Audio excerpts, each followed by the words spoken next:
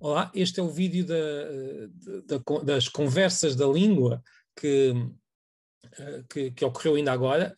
Como eu estava entretido a deixar que todos entrassem na sala para assistir, acabei por não gravar o início, em que fiz um agradecimento a toda a editora, a toda a equipa da editora, em especial ao editor Manuel Fonseca.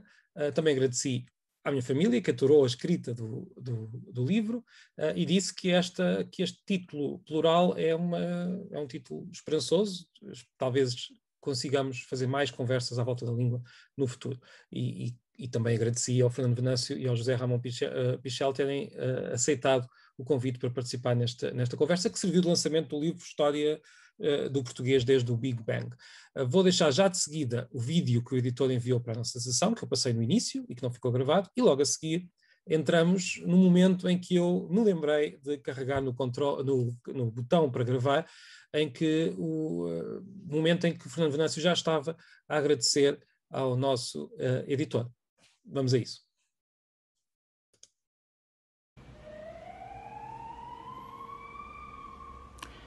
Boa tarde, antes de mais, a todos os que estão a assistir a esta conversa da língua, cujo tema é o livro História do Português desde o Big Bang. Eu sou o editor desse livro, da autoria de Marco Neves, e venho aqui, entre o humilde e o ufano, agradecer ao meu autor, a Marco Neves, ter permitido que a chancela da Guerra e Paz Editor esteja na capa do seu livro. E o que quero dizer a Marco Neves é que esta História do Português desde o Big Bang faz de mim um editor feliz. Poucos editores podem orgulhar-se de levarem aos seus leitores uma obra que concilia um conjunto de tópicos inovadores com uma visão tão abrangente, capaz de inserir esse belo episódio a que nós chamamos a língua portuguesa na vasta aventura que é a emergência da vida e a emergência do humano e da linguagem humana. Quero também agradecer a presença de José Ramon Pichel, linguista e autor galego, a quem peço que não dê sossego nesta conversa da língua ao conluio dos dois portugueses aqui presentes. Com o Marco Neves está também essa figura admirável que é o Fernando Venâncio, que me faz o favor de ser também meu autor e a quem devo essa petite merveille que é o livro Assim Nasceu uma Língua. E o que também quero dizer a Marco Neves e a Fernando Venâncio é que eu já não os consigo separar, nem tenho vontade de os separar. São para mim os magníficos irmãos siameses que partilham um órgão comum, a língua portuguesa. São, na Guerra e Paz, os donos da língua portuguesa e eu só posso, Fernando e Marco, dizer-vos obrigado pela elevadíssima fasquia a que os vossos livros alevantaram nesta minha e vossa editora. Muito obrigado.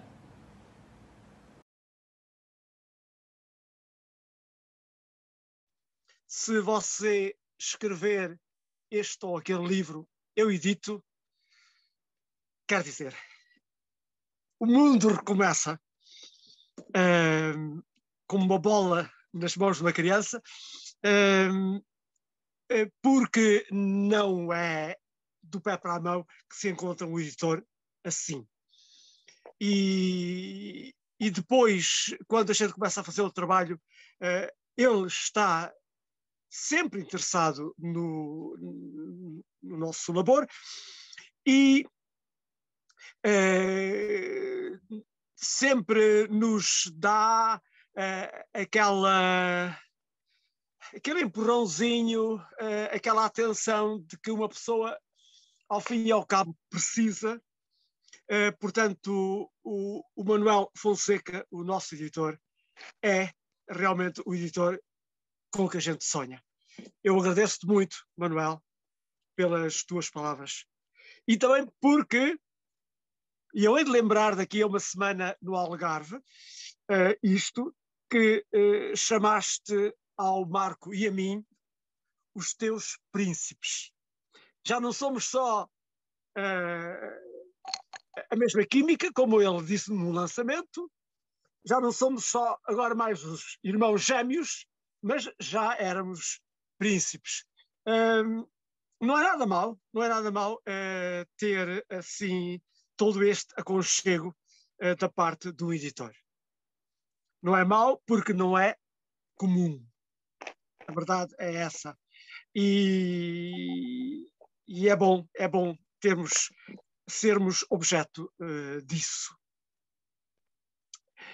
Eu estou a ver, não sei se me estão a ver em grande, mas eu estou a ver em pequeno, não interessa. Mas uma coisa tenho para dizer de entrada ao Marco. Não tanto ao Marco como a quem nos está a ouvir e a quem está a participar. Deve ter sido um dia absolutamente único, aquele em que o Marco olhou e viu escrito a história do português desde o Big Bang. Porque esta coisa dos títulos tem o que se lhe diga e pode haver hesitações, pode haver escolhas mais ou menos felizes, etc. Mas o facto é que eu creio que sempre que temos uma opção, uma sugestão própria de um título, é como se o víssemos no espaço, é como se o lêssemos. E eu creio que realmente houve um momento em que na mente do Marco apareceu História do Português desde o Big Bang. Não é só um grande achado este título, é também já um roubo muito grande para o resto da humanidade, porque já não vai haver ninguém que vai escrever a história do espanhol desde o Big Bang, ou a história do inglês desde o Big Bang. É que, em grande parte, essa história já fica escrita. Já ficou escrita aqui. Porque começamos onde se começa, no início. No início de tudo. Até com a dúvida se foi realmente o início de tudo, porque há outras maneiras de conceber o universo. Um universo estável, por exemplo, sem princípio nem fim, que era o que o Einstein defendia e que o Marco relembra aqui. Mas a tese mais aceite neste momento é realmente que houve um momento mágico em que tudo o que existia estava reduzido à mínima dimensão e que a partir daí houve uma explosão. E o Marco também conta que o Big Bang começou por ser uma brincadeira de alguém que não acreditava no Big Bang como teoria. Continua a ser uma teoria, mas é uma teoria muito, muito forte. E assim vai ele, continua ele, pelos capítulos da astrofísica, vai passar para o início da vida e a sucessão das espécies, desde a primeira célula, depois passa para os animais mais complexos, até os animais mais inteligentes, como são os tipo chimpanzé, bonobo e depois também aquilo que vai dar aos humanos. Isto quer dizer que a história do inglês, a história do chinês, a história do holandês, a história sei lá de quê, desde o Big Bang, está escrito. Os autores que alguma vez se abalançarem a isto vão seguramente recopiar, e com todo o direito, espero eu, o livro do Marco, sei lá, até a 2/3. Portanto, ao mesmo tempo que ele fez e desenvolveu um achado interessantíssimo, cortou qualquer hipótese a milhares de autores para fazerem a mesma coisa. Por outras palavras, não só o título é um achado, mas o próprio livro é um achado. E eu próprio dei-me muito cedo conta disso e ainda estava aí a 1/3 do livro e escrevi já no Facebook: este é um dos livros da minha vida. E é. E há de ser, provavelmente, por bastante tempo ainda. Esta coisa dos livros da minha vida, dos filmes da minha vida, também tem muito que se lhe diga, cada um tem as suas convicções e os seus gostos, e às vezes gostos muito bons. Quanto aos livros da minha vida, eu não tenho grandes dúvidas, e este, de certeza, vai continuar a ser um, porque está muito e muito bem concebido e muito bem escrito. Isto, o que se oferecia a dizer de entrada, eu estou-me a ver muito pequenino, não estou a ver ninguém. Estamos a vê-lo bem, pelo menos eu estou a vê-lo bem.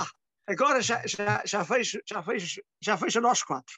O Bernardo, o José, o Marco e eu próprio. Bem, eu estou a falar-vos de Mértola, que é uma terra no fundo do Alentejo, e que é a minha terra natal e que é a terra que escolhi para viver.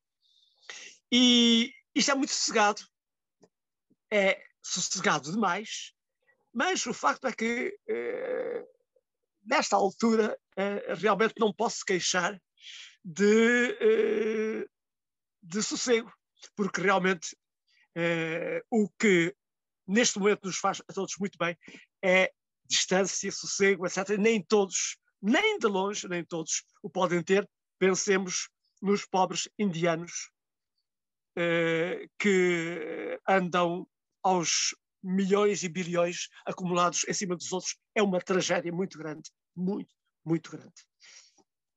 Marco, mais uma vez, muitos parabéns. Não faço ideia de como é que surgiu a ideia, e por isso a minha primeira pergunta é: o que foi isto?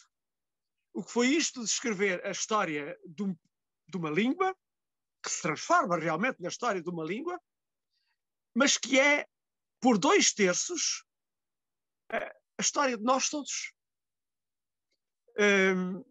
Não houve um momento de hesitação, não houve um momento de perguntar, espera lá, isto é demasiado óbvio. Não houve um momento de dizer, isto é um grande achado e eu vou vender uma porrada de livros, e eu penso bem que vai vender.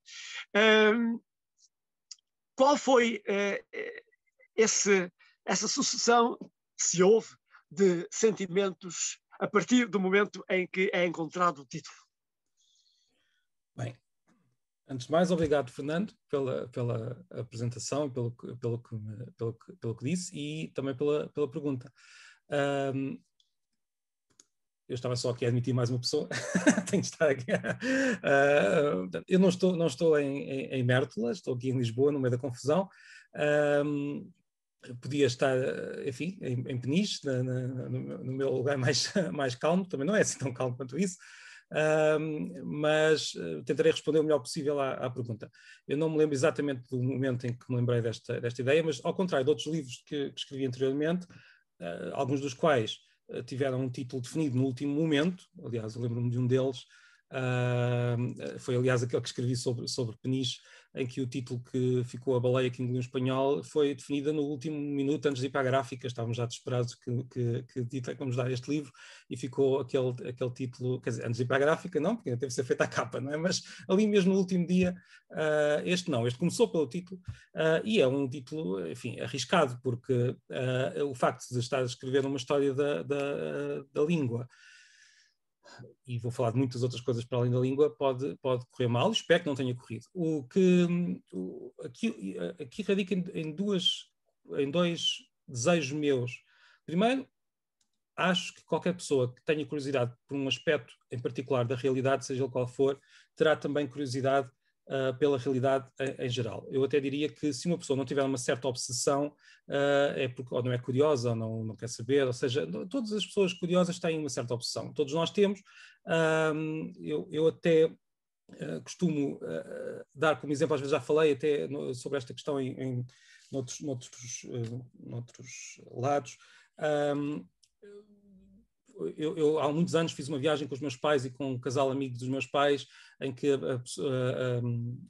a mulher do casal amigo era professora de geologia e estava sempre a falar de rochas da composição das rochas, que pode ser um assunto que interessa muito ou interessa pouco, mas a verdade é que a partir desse pequeno fio, falávamos tudo e mais alguma coisa sobre os locais para onde íamos passando. Ou seja, ter um fio de entrada na realidade parece-me ser uma excelente forma de falar de muitas outras coisas para lá daquele ponto. E por isso, no fundo, a minha obsessão e a nossa, que estamos aqui, pelo menos nós os três que estamos aqui, quase todos que estão aqui a assistir, não direi obsessão, mas pelo menos um interesse muito forte será pela língua, mas queria também ver outras coisas para lá. O que é que a língua nos permite ver para lá da própria língua? Depois, é também uma forma de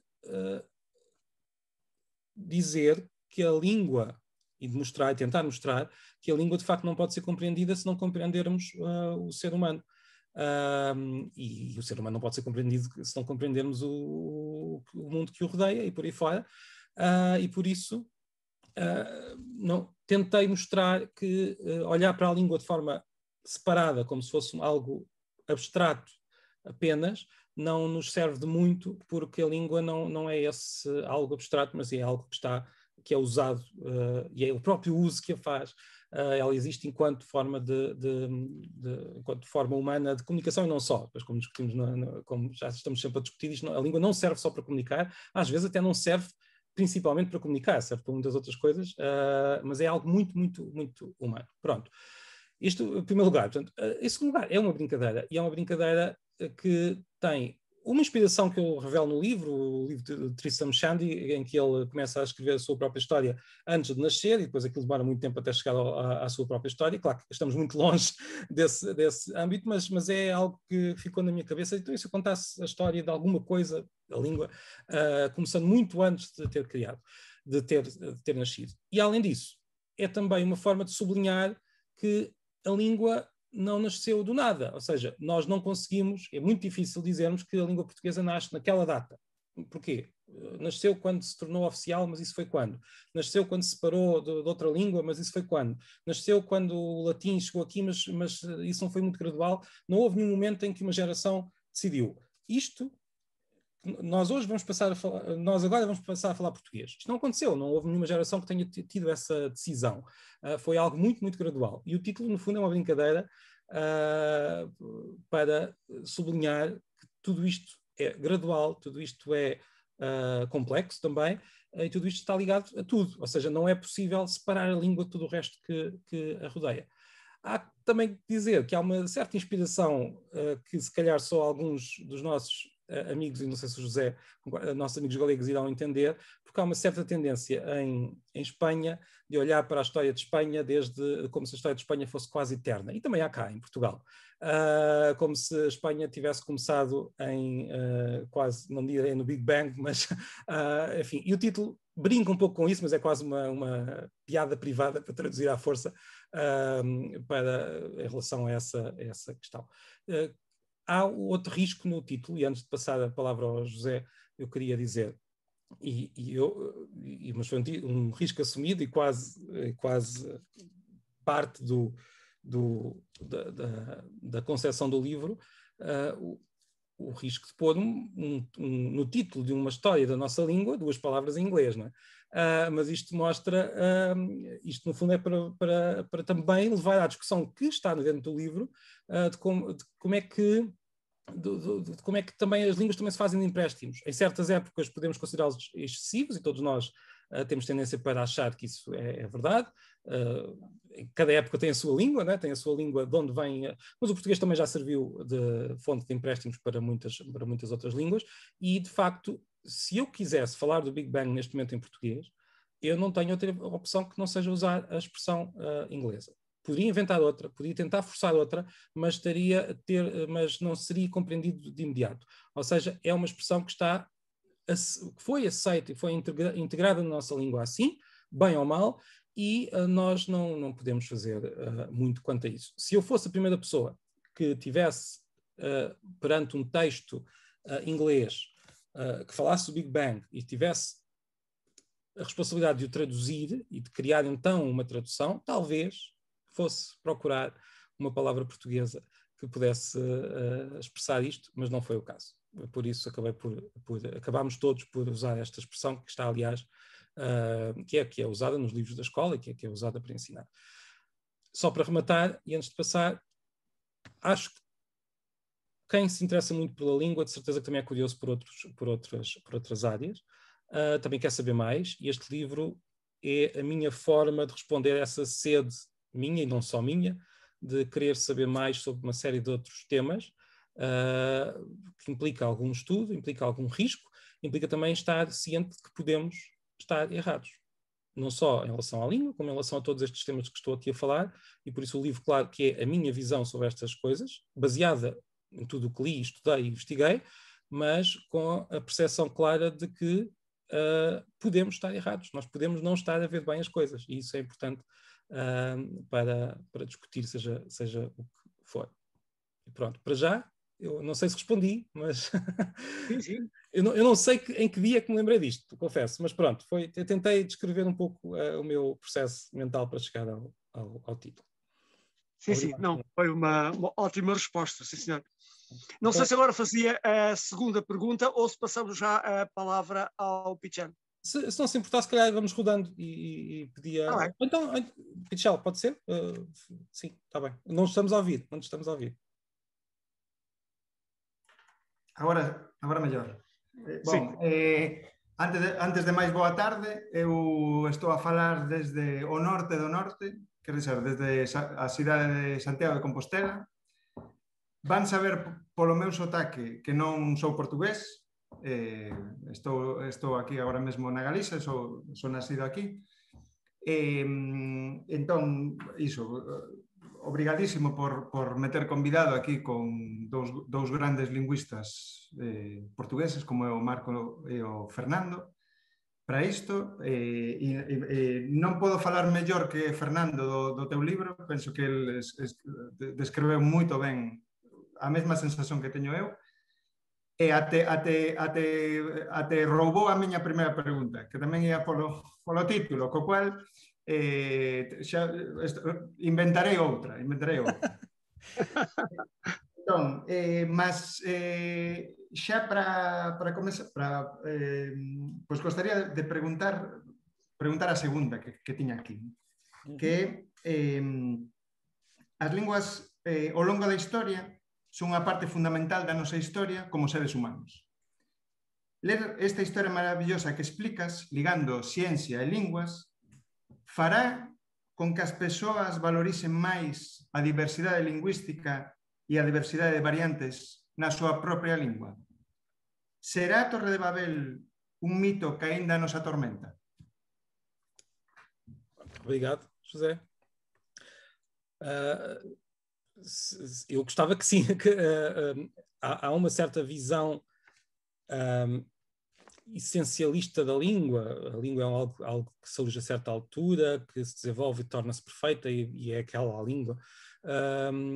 E há também outra visão muito típica de todos os seres humanos. Eu acho que não há nenhuma cultura que não tenha essa visão de que a nossa língua é especial. E é especial porque é nossa, não é? Mas não é especial em comparação com as outras línguas. Isto é difícil de entender e difícil às vezes de assumir, porque nós temos sempre tendência e temos esta... queremos muito que nos digam que a nossa língua é especial no meio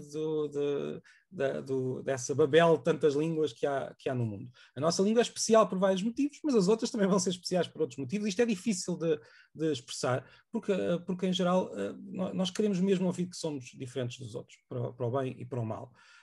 E mais uma vez, nós somos diferentes dos outros, mas os outros também são diferentes uns dos outros e de nós, e por isso não somos de facto especiais nesse ponto. Portanto, o que é que acontece depois dentro de cada língua? Dentro de cada língua há variação, e a variação também não costuma ser muito bem entendida, costuma ser entendida sempre como o que é que nós costumamos dizer perante a variação?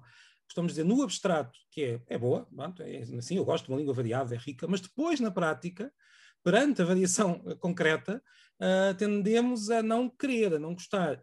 Isso leva-nos a ter algumas reações um pouco negativas. E isto, atenção, eu estou a usar a primeira pessoa do plural de propósito. Isto não é uma tendência que eu estou livre disso, não é nada disso. Todos nós temos esta tendência para ficar mais confortáveis junto de quem fala como nós, dentro da nossa própria língua. Eu até diria mais, como digo a certa altura, julgo eu, no livro. É para nós, às vezes, mais fácil estar perante alguém que fala outra língua, muito distante, do que alguém que fala a nossa língua de maneira diferente, por vários motivos, se quisermos. Ou seja, às vezes há mais conflitos linguísticos, não porque sejam distantes entre formas diferentes de falar português, do que propriamente entre um português e um holandês, por exemplo, para referir-me à nacionalidade do nosso Fernando. Porque eu digo a certa altura do livro, quando se eu vou à Inglaterra, vamos imaginar, e se encontro um cartaz com uma palavra, não vou usar a Inglaterra, que se calhar o inglês não é um bom exemplo para isto, mas se eu vou à Polónia, vamos imaginar, e se encontro um cartaz com uma palavra muito parecida com o português, que existem no polaco, vou reparar, olha, isto é parecido, ou seja, eu vou reparar em primeiro lugar naquilo que é parecido com a minha língua, porque estou à espera que a língua seja muito diferente. Se eu vou a algum lugar ou a algum sítio e ouço em que eu estou à espera que estejam a falar a minha língua e ouço ou vejo alguma coisa diferente, a reação é sublinhar precisamente o que é diferente, não tudo o resto que é parecido e próximo. E isto leva a muito ruído na comunicação, por exemplo, entre portugueses e brasileiros, e também de outra forma muito diferente, porque a relação é completamente distinta, como sabes, também no que toca à relação entre os portugueses e os galegos. Mas, principalmente na questão do Brasil, penso que explica um pouco um certo horror que, por vezes, os portugueses têm às formas brasileiras. E do outro lado, julgo eu, mas eu posso estar aqui, estou a generalizar, não há tanto horror, mas há mais um certo desconhecimento, portanto, dos brasileiros e uma certa indiferença perante as nossas formas próprias, que são diferentes das brasileiras. Isto entre países. Entre regiões também acontece. Nós também gostamos muito de sublinhar os regionalismos, que há uma grande riqueza, mas depois na prática todas as línguas têm esta grande pulsão para se uniformizarem dentro do mesmo Estado, e essa pulsão, que é algo historicamente bem definido nos últimos 2 séculos, é muito forte atualmente, e por isso as línguas estão a uniformizar-se a grande velocidade, não só apagando diferenças de pronúncia, diferenças de vocabulário, como dentro de países onde há várias línguas, Portugal também, mas a uma escala muito diferente, mas olhando para a Espanha, esta tendência de uniformização também se vê na maneira como as línguas não castelhanas estão a ser menos faladas, com algumas exceções, como o Pichal bem sabe, como é o caso do basco, por curiosidade. Mas isto tudo para dizer que o livro também tenta celebrar esta diversidade que é o estado natural. Não é possível, é impossível por vários motivos que eu tento explicar no livro, mal ou bem tento, é impossível que a humanidade consiga falar uma só língua. Nós temos tendência para a diversidade linguística, faz parte da própria maneira como o ser humano está construído, a própria maneira como as línguas funcionam. Não seria possível imaginarmos uma língua, mesmo que houvesse uma vontade política tremenda que não há, que todos os seres humanos conseguissem falar essa mesma língua e que ela se mantivesse inalterada. Esta tendência uniformizadora de que eu estava a falar é muito limitada no tempo, estamos a falar dos últimos 2 séculos, provavelmente, e está muito relacionada com algo que é importantíssimo para explicar a maneira como as línguas funcionam, que é o nacionalismo linguístico, algo que surge, acima de tudo, a partir da Revolução Francesa, e que leva a que os vários Estados promovam, por necessidades práticas, muitas vezes, o uso de um determinado padrão, para que esse padrão seja ensinado nas escolas, seja usado na televisão. Isto é ótimo, até um certo ponto, mas depois também leva a que a diversidade seja vista como algo negativo, e é difícil encontrar este equilíbrio. E leva também a Estados como a Espanha, que outras línguas que não sejam aquela que o Estado escolheu, sejam relegadas para segundo plano, e levando a conflitos que muitos conhecerão melhor que eu, porque haverá ali duas ideias diferentes do que é que deveria ser a paisagem linguística. Portanto, a diversidade, eu estou aqui referindo uma série de assuntos muito pela rama, que eu tentei tratar um pouco melhor no livro, mas que são importantes. Ou seja, a diversidade linguística faz parte da nossa humanidade, digamos assim, e deve ser um pouco mais assumida, e essa diversidade está dentro de cada língua. Mesmo cada língua não tem essa diversidade. Além disso, há uma certa imagem mítica do humano monolingue, se quisermos, que é, ou seja, se quisermos usar, nós entendemos que uma pessoa pode, hoje em dia, nas nações, nos Estados europeus pode, e noutros, pode viver só numa língua. Isso seria até, muitas vezes, mesmo que não o digamos, é isso que vemos. Podemos viver só numa língua, não precisamos de mais. Em Portugal, isto é pouco. Nós, em Portugal, pode-nos fazer alguma confusão esta ideia, porque todos nós sabemos que é bom aprender línguas estrangeiras. Mas noutros âmbitos de discussão, a existência dentro da mesma pessoa de várias línguas é vista sempre como algo de desconfiar, mas na verdade também é essa uma das características dos seres humanos desde o início. Eu duvido que alguma vez tenha havido uma época em que um ser humano não quisesse aprender outras línguas, não quisesse aproximar-se daquela... Quando se diz aprender, nós também temos aquela ideia muito, muito estrita de que eu vou aprender uma língua, vou ter aulas e vou aprender aquela língua, vou falar aquela língua o melhor possível. Ótimo, e eu sou, como é óbvio, sou muito a favor dessa forma de aprender línguas. Mas ao longo da história da humanidade, a aprendizagem de outras línguas foi feita de forma natural. Se quisermos usar o termo tribos, duas tribos encontravam-se e tentavam, se não estivessem em guerra, tentavam falar a língua uma das outras, aprender, traduzir, de forma muito natural, como algo muito, muito mais próximo, se calhar, daquilo que encontramos, por exemplo, quando alguém vai a um país que tem uma língua que não fala e tenta comunicar com as pessoas que lá estão. Rapidamente aprende algumas palavras importantes, usa gestos. Esta necessidade de usar as línguas e de se aproximar do outro é algo também muito natural e muito humano. Em paralelo com aquela necessidade que temos de marcar a nossa língua e dizer que a nossa é nossa e que a nossa é diferente das outras todas e é especial e por aí fora. Parece que estamos aqui a falar de duas contradições, de duas coisas que se contradizem, e é verdade, contradizem-se, mas esta contradição está mesmo dentro da nossa... Esta necessidade de comunicar com o outro e a necessidade de marcar o nosso como especial e como mais importante é algo que faz parte do ser humano para o bem e para o mal, como sabemos. Não sei se respondi. José? Então agora fazemos mais uma ronda. Pelo que percebi, o Fernando e o José têm mais perguntas para me fazer, mas eu depois também tenho algumas, não é? Sim. É preciso realmente pensarmos no tempo e na vantagem de passar também a palavra aos nossos... como é que se poderia dizer isso? Diga? Convidados, sim. Exatamente. Diz muito bem. Eu devo dizer que tudo isto que o Marco explicitou está muito e muito bem explícito e explicado no livro. Por exemplo, essa questão, por que é que não falamos todos a mesma língua? E ele prova por A e B e C que não é possível. Isso poderia, numa hipótese já de si meio louca, aguentar algum tempo, mas a divisão dessa língua universal em outras línguas era inexorável.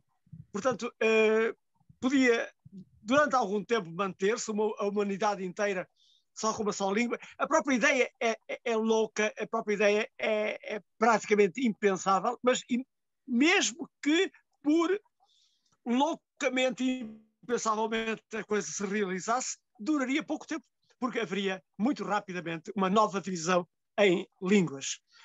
O Marco explica isso muito bem. A minha segunda pergunta começa por uma pergunta. Nós temos convidados brasileiros à conversa? Eu imagino que sim, mas não posso garantir, mas... mas não pode saber quem são. Não tenho a lista dos inscritos, mas não tenho a possibilidade de saber se são brasileiros. Mas sim, tenho quase certeza que sim. Pelo menos um convidado sim. Mas se alguém quiser ir pôr no nosso bate-papo a dizer que se são brasileiros ou não, se temos cá brasileiros, vamos ver. Mas se quiserem fazendo a pergunta, não sei. Não, é porque Gustavo, realmente... o Gustavo pôs a mão no ar, o Gustavo Nunes Leal, pelo menos o Gustavo deverá ser brasileiro. Está ali a dizer adeus. Portanto, temos pelo menos um brasileiro. Ótimo. Não, é que realmente a relação dentro do português entre o português europeu e o português brasileiro é também tema de conversa do Marco conosco e é muito interessante ver como ele o expõe de uma maneira muito, ao mesmo tempo muito clara, mas também muito tranquila. Esta tranquilidade não é o habitual. O habitual é nós começarmos a arranjar maneira de culpar os outros. Se não foste tu que sujaste a água, foi o teu pai. Aquela história vocês conhecem do lobo. E no caso do Brasil até se dá muito bem, porque nós temos uma história muito clara de pais e filhos que andaram a governar uns e outros. O que o Marco diz, e eu vou ler, porque realmente vale a pena ouvir, é de uma clareza tremenda, e depois então eu vou expor aquilo que eu penso que se deve, ou que se pode dizer. Escreve ele, e eu estou a ler, se tiverem o livro na página 194, a meio, a discussão sobre o tema de Portugal e do Brasil acorda emoções fortes. Primeiro, o lado brasileiro. No Brasil, o conservadorismo linguístico tenta aproximar a língua do português de Portugal. Por vezes, de forma artificial. Enquanto as análises mais descritivas assumem as diferenças existentes. Quer dizer, enquanto que os linguistas, e isto é o fim desta frase, enquanto que para os linguistas há umas formas de exprimir portuguesas e outras brasileiras, enquanto que a coisa é assim, portanto, é a maneira como os linguistas procedem, expõem, portanto, observam e depois estudam e depois expõem. Enquanto isso, há um tipo de brasileiros muito nostálgicos de Portugal que seriam muito felizes se o brasileiro se exprimisse tal como nós. Isto é a parte mais caricatural, mas há coisas que se aproximam muito, muito disto. Isso é o lado do conservadorismo brasileiro. Mas o Marco continua. Em Portugal, o conservadorismo linguístico tende a sublinhar o afastamento entre as duas variantes, portanto, a brasileira e a portuguesa, pressupondo que a influência brasileira é perniciosa. Enquanto isso, portanto, as análises mais descritivas olham para o português do Brasil como uma variante da língua. Portanto, voltamos ao mesmo, mas ao contrário. Os linguistas descrevem as duas variantes, a brasileira e a portuguesa, e dizem, meus amigos, os brasileiros exprimem desta maneira, com esta pronúncia, mas também com esta morfologia, com estas formas gramaticais e com esta sintase, e nós fazemos-lo desta maneira diferente. Enquanto isso, portanto, há um grupo de portugueses muito infelizes, porque isto é realmente uma grande infelicidade interior, acham que deveremos afastar-nos o mais possível dos brasileiros, porque, e aí diz o Marco, essa influência brasileira é perniciosa. Eu não sei se é perniciosa ou não. Eu penso, e já agora revelo, estou a escrever. Ficou em silêncio. Exatamente no momento da revelação. Não se ouve. Não se ouve. Devo dizer, há um ou outro aspecto menos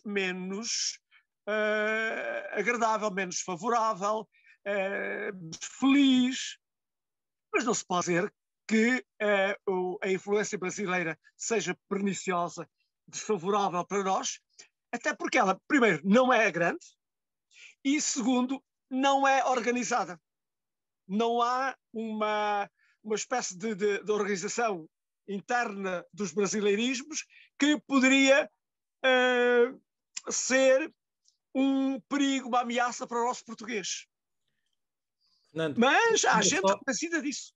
Diga só o que ia dizer sobre o livro, porque não se ouviu essa parte, que está a escrever um livro e depois cortou. Sim, desculpe, eu estou, assim, é porque apareceu um telefonema. O editor e eu sabemos, e o Marco também sabe, que estou a preparar um livro na nossa editora sobre as influências do brasileiro sobre o português de Portugal, sobretudo no século XX e sobretudo a partir das novelas, digamos, portanto, a partir de 1976. E é um assunto apaixonante sobre o qual eu há 40 anos já escrevi 3 longos artigos, e esses artigos vão aparecer no livro, mas o problema continua. Realmente, a noção de que o brasileiro nos é nefasto e que o melhor é tomarmos distância, etc., vive no seio e na mente de alguns portugueses, e isso torna-os realmente, eu repito, muito infelizes. Há aqui realmente um elemento de infelicidade. Tanto nos brasileiros que acham que nós, ou que eles já estão demasiado longe de nós, como os portugueses que acham que eles ainda não estão suficientemente longe de nós. É realmente um caso de infelicidade. Ora, eu creio que aí pode haver, e eu direi no livro, pode haver algum elemento menos feliz, mas agora no sentido mais neutro, mas do modo geral a influência vai ser pouquíssima e vai se desfazendo. E para começar, a parte mais forte da língua, que é a sintaxe, que é a estrutura realmente da língua, não entrou no nosso português. O brasileiro diz onde ele mora e nós dizemos onde mora ele. Não há nenhum de nós que vá alguma vez na vida dizer onde ele mora. Portanto, estão a ver, naquilo que a língua tem de mais estável e de mais forte, o brasileiro não entra. Porque não há razão nenhuma para se sentir ameaçados. Mas o problema é interessante, o problema das ideias é em si mesmo muito interessante, e o Marco expõe-as aqui de uma maneira muito inteligente e muito justa também. Bem, eu não sei se queria fazer alguma pergunta em particular, de qualquer forma temos de... Não, é um comentário. Tem aqui algumas perguntas que foram aparecendo aqui, já agora aproveitamos de passar, porque como estamos, enfim, as conversas já sabemos como é que são, e eu se calhar para adiantar um pouco, vou até ligar, fazendo uma pergunta aqui já ao José, se o Fernando não se importar, para podermos avançar um pouco, mas em relação aqui a Sofia pergunta em relação às variantes africanas, e o Lourenço pergunta em relação a porque é que não segue o novo acordo ortográfico, e é uma opção, e se nós fôssemos discutir o acordo ortográfico ficávamos aqui a noite toda, mas é uma opção minha da editora, não vou agora falar muito disso. A Manuela também pergunta se falamos de português do Brasil e não de brasileiro. Sim, como eu digo no livro, a expressão brasileira em Portugal é uma expressão informal que nós usamos mas o português do Brasil é o termo. Aliás, os brasileiros entre si dizem sempre português, não estão sequer a especificar português do Brasil, só especificam se precisarem, mas o nome oficial e comum é português, como sabemos.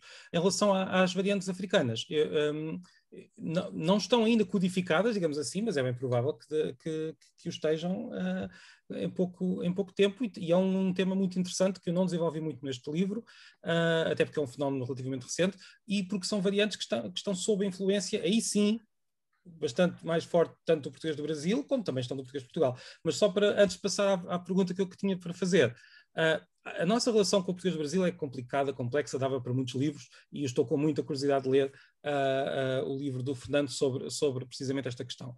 Mas há algo que eu queria. Ainda há uns tempos, numa discussão daquelas que temos no Facebook, alguém dizia, um brasileiro, daqueles que acha que os brasileiros estão no pior dos mundos possível no que toca à língua, e que gostava que todos eles falassem como os portugueses, que, segundo ele, falam mesmo muito bem. O que é que ele dizia? Porque o que se vê é que as palavras brasileiras estão a invadir as palavras portuguesas, mas não acontece o contrário, não há palavras portuguesas a invadir o Brasil. E o que me parece dos maiores absurdos que eu já ouvi, porque digamos que não é só as palavras portuguesas, é a própria língua. Quer dizer, quase todas as palavras portuguesas estão no Brasil. Que haja uma ou outra que volte, não acho dramático. Até porque não me parece já assim tão sistemático, e isto liga-me, e mesmo que o fosse, liga-me à tese do José, e eu tenho uma pergunta para ti, mas só para dizer que um dos resultados dessa tese é que, primeiro, à distância, a tese, já agora só para enquadrar, e o José, por favor, que me diga se eu estiver a dizer aqui algum disparate, mas a tese olha para as distâncias entre línguas e olha para as distâncias entre variantes, usando um método, entre vários, não é? Um método matemático que tem a vantagem de não ter interferência das nossas impressões. Olha, o que é que o método faz? Olha para textos que foram publicados, portanto está a olhar para a norma, não está a olhar para aquilo que é informal ainda, não está a olhar para aquilo que é... Portanto, olha para textos publicados, o que tem consequências, porque os textos publicados são, em princípio, mais próximos da norma, e por isso as normas estarão mais próximas uma da outra, enfim, isso depois podemos ver também. Mas já lá digo eu, antes de fazer a pergunta, uma das surpresas que eu tive ao ler os resultados, primeiro, eu estava à espera que o resultado matemático dessa análise indicasse uma maior distância entre o português de Portugal e o português do Brasil do que aquele que de facto revelou. Este foi uma surpresa para mim. Talvez condicionado pela tal forma como nós tendemos a sublinhar aquilo que é diferente. E há diferenças, como sabemos, e o Fernando sublinhou bem, até sintáticas entre os dois lados, mas o resultado foi que as diferenças, pelos vistos, e ao longo ou seja, mesmo recentemente, são relativamente reduzidas e comparáveis às que existem entre variantes do castelhano. A outra surpresa é esta. Parece haver uma aproximação, por exemplo, uma maior aproximação entre por exemplo, entre o castelhano e o português, muito diferente ou seja, o José depois dá os resultados são em números, e podemos dizer que, por exemplo, a distância, naquele método que o José usou, a distância atual entre o português e o espanhol, para usar a palavra espanhol, que alguns não gostam muito, não é? Mas pronto, todos sabemos de que é que eu estou a falar, mas para usar, a distância seria 8, nesta escala que sai da Perplexity. A distância entre, por exemplo, o espanhol e o catalão, se não estou em erro, também era 8. Portanto, estamos perante línguas diferentes, mas próximas. Pronto. A distância entre o português e o galego estaria aproximadamente no 6, hoje em dia, de acordo com esta medida. E eu, perante estes dois resultados, se me perguntasse, então, o que é que vai sair entre o português de Portugal e o português do Brasil? Iria iria provavelmente dizer que estaria ali no 5, no 4. E de facto está ali a bater no 4, mas está por baixo do 4 em geral, portanto está entre o 3 e o 4. O que é curioso? É que estão a afastar-se ligeiramente, mas o português de Portugal e o português do Brasil estão a afastar-se, o que não é assim tão natural, precisamente por causa de uma série de fatores muito recentes, históricos. Há uma maior aproximação entre as línguas. O castelhano de Espanha e o castelhano da Argentina estão, por exemplo, a aproximar-se ligeiramente. O galego e o português estão a aproximar-se, até o galego e o espanhol estão a aproximar-se, o espanhol e o português também se estão a aproximar. Há uma aproximação de várias línguas e várias variantes que tem que ver, provavelmente, e depois disse que a minha teoria que isto tem a ver com a influência dos textos técnicos, dos textos do próprio inglês, mas o português de Portugal e o português do Brasil não estão a aproximar-se, ou seja, estão ligeiramente a afastar-se. O que deita por terra qualquer hipótese de haver aqui uma invasão brasileira, porque se houvesse uma invasão brasileira, digamos assim, se nós estivéssemos de facto a ser invadidos pelos usos brasileiros, estaríamos a aproximar-nos. Os textos tenderiam a aproximar-se, o que não é o caso. Pronto, isto tudo só para dizer a minha interpretação dos teus dados. Antes de fazer a pergunta, tenho aqui uma pergunta da Luísa que pergunta porque é que não teve a coragem, entre aspas, de traduzir Big Bang. Já percebi que chegaram a acordo, e vocês, autor e editor, mas para quem não sabe o significado, bem, é assim, o Big Bang é um termo que está traduzido, como eu explico no livro. O Big Bang é a expressão lida à portuguesa que nós usamos para aquele significado, e está nos dicionários, nas enciclopédias. Não tive coragem de traduzir porque ele tem tradução, que é Big Bang, não há nada a fazer. É a mesma coisa que futebol, que outros termos, está mais do que integrado. Não tem a grafia portuguesa. Eu gostava que pudesse haver uma palavra portuguesa, mas não há. E se for em um livro da escola, é Big Bang, lá está. Este é o termo que nós usamos para o início do universo. Se eu pusesse no livro, eu cheguei a pensar em opções. Cada uma delas mais feia que a outra. Não vejo ali grande possibilidade de fazer. Houve quem tivesse, então, porque é que não pôs grande explosão? Se eu dissesse grande explosão, ninguém sabia do que é que eu estava a falar, mas qual grande explosão? Quando é que foi? Foi no terremoto? Soube agora há pouco tempo que o holandês tem uma palavra própria para Big Bang, o que me parece interessante. Não sei se o Fernando corrobora, não sei, mas foi o que me disseram. E eu também pensei, grande bang seria estranho. O que é que nós vamos pôr? Bang pode ser traduzido como pum. Seria um pouco estranho estar a traduzir assim. Porque no fundo, em inglês, a expressão é brincalhona. Em português não é. É simplesmente um termo que nós assumimos como assumimos outros. Portanto, enfim, não há muito a fazer. Eu queria mesmo que fosse uma história desde o início do universo, e o nome que nós damos ao início do universo é Big Bang. Agora, José, aquilo que eu te queria perguntar é, eu já te disse quais é que foram as minhas surpresas.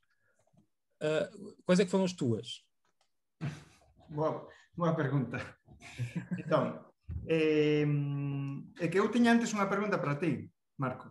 Então, se quiseres fazer. Ten relación con isto, quer dizer, é que, só para contextualizar, primeiro, Galicia non ten un Estado. Brasil e Portugal teñen Estado. A segunda cousa é que a lingua que está na Galicia por riba da que popularmente pode falar moita xente, e há 40 anos falaba a maioría da populación e agora xa non fala a maioría da populación, quer dizer, foi sustituída o galego polo castellano, quer dizer, agora cualquier portugués que chegue a Galicia a día de hoxe e vai a unha cidade, vai escutar moito castellano. Há 40 anos era moito improbável que escutase tanto castellano, era mesmo, quer dizer, a xente que éramos miúdos naquela altura, pois éramos probablemente das primeiras xeracións que popularmente falábamos castellano. Entón, con esa contextualización, quer dizer, Galicia non ten Estado e a lingua do Estado que está en Madrid, a lingua é o castellano. Por tanto, é unha hierarquía e o castellano é a lingua que está sobre o resto de linguas. Isto é unha cousa moito importante, porque isto crea unha especie, e xa falando de ciencia, como unha especie de castellanosfera. Nos moramos na Galicia nunha castellanosfera. O que significa isto? que de 100 cadeas de televisión, por exemplo, 98 están todas en castellano e 2 en galego. O que significa isto? Multipliquen por 1.000.000 a influencia que pode ter no portugués as telenovelas brasileiras. Entón, esa permanencia continua do castellano non só é que se nos meta xa dentro da fonética, non só é que xa se nos meta dentro do léxico, é que até na gramática xa está a introducirse. Entón, isto quería facer esta contextualización para depois responder a pregunta e depois fagote a pregunta para ti. Bon, a idea desta metodoloxía basicamente foi ter córpora textual, ou seja, textos de diferentes linguas, non só do portugués, castellano, inglés, senón de moitas linguas, principalmente europeas, e ver se había unha especie, se podíamos medir de algún xeito, se éramos capaces de medir de algún xeito, cual era a distancia, sen as nosas percepcións. Quer dizer, para un galego, está máis próximo o que falan no Brasil, fonéticamente, do que falan en Portugal. Especialmente, alén do mondego. Non é? Mas é percepción. É unha percepción. Entón, eu quería ver realmente e históricamente como era esa relación. E se podía concretizarse nun número. Entón, eso foi o que fixemos para este método. Entón, o que isto foi aplicado pois xa no caso do portugués europeo, o portugués de Portugal e o portugués do Brasil, e que comparamos? Comparamos textos no que a metade era literatura e a outra metade era ensaio. O que significa isto?